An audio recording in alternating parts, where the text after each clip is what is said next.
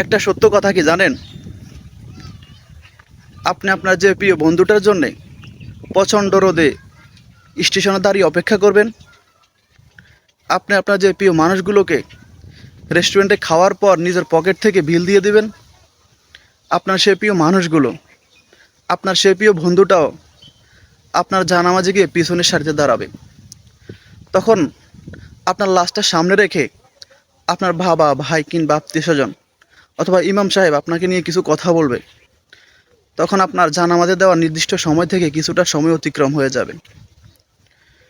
তখন পিছন থেকে আপনার সে বন্ধুটা এবং সে প্রিয় মানুষগুলো বিরক্তির সাথে পায়ে পায়ে পা ভারে দিয়ে বলবে, এখনও কিসের ওয়াজ করেন? জানামাজের সময় অতিক্রম হয়ে গেছে, তাড়াতাড়ি নামাজ পড়ান। আর দাঁড়িয়ে থাকতে পারছি না, প্রচণ্ড রোদ, বাড়ি যাইতে হবে।